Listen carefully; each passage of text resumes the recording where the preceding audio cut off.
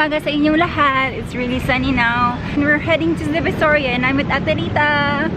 Ate Rita, say hi! Wave! Hi kayo. Meron pang dalawa.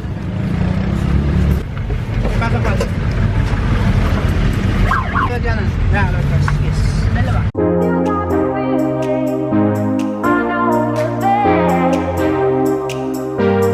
Nandito kami sa Pasig River Ferry Station and we're going to Divisoria, so we're taking the route of Mandaluyong to Escolta. Decision kami na magsakay ng ferry kasi mas mabilis siya, so it will just take 30 to 40 minutes or hindi naman siya masyadong maraming tao, which is a good thing. But don't get me wrong, kasi it usually gets packed here. And if you're going to crowded places like Divisoria, you should always remember not to wear anything that is flashy, like jewelries or nice clothes. Or I'm just wearing a sandal.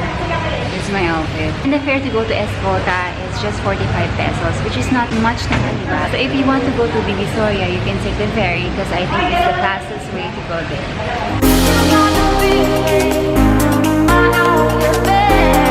Parang dito pa lang, nasa barko na ako eh. Ate, parang nasa barko na ako.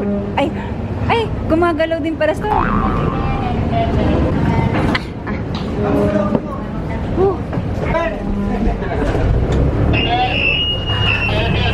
Ayan, nasa ferry na po kami at alam ko naman hindi masyadong malinis dito eh.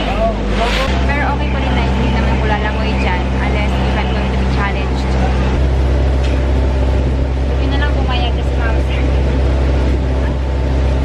Makati to Escolta pwede rin, no? Bababa ka ba? Bababa ka ba? Bababa na. The only thing that I'm worried about is I think they have to provide a life jacket for us. So I think they have to work with that. But I think it's safe.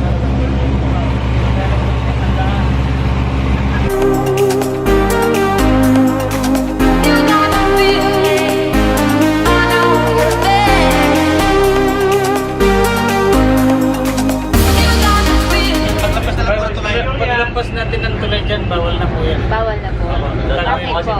Sa area ng Malacanang, bawal. So dadaan kami ng Malacanang pala, pero hindi ako makuha ng video. That's for our protection and security. Like any other public transportation, kailangan may stop over sa mga stations or magpasakay ng mga pasahero. Thank you. Thank you. Right again.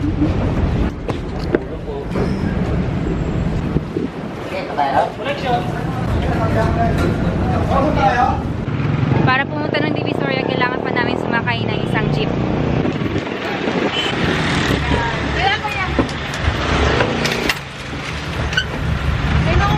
Oh.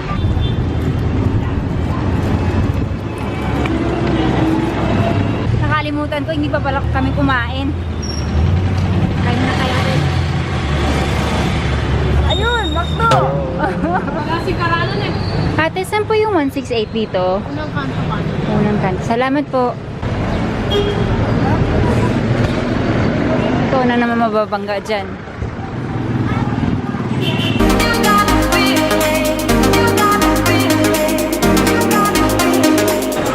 Ate, saan po yung Blood King? Thank you.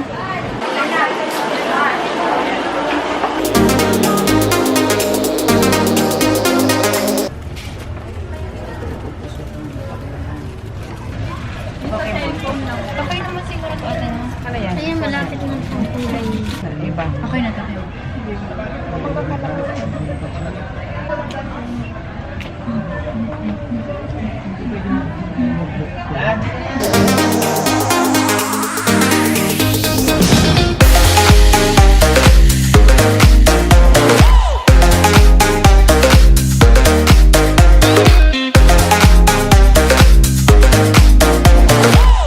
Mga pasyentera dyan, kung meron kayo mga kailangan mga damit, pwede kayong pumunta ng Divisoria. Ang dami mura.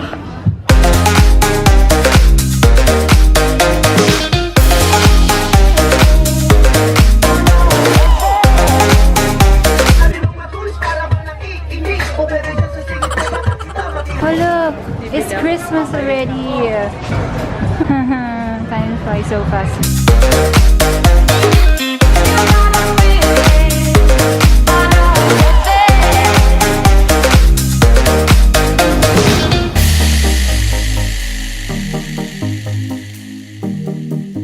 Dumadami na ang mga tao. Kailangan na namin umuwi. Kasi baka maabutan kami ng gabi at mahirapan kami sumakay ng jeep or any transportation.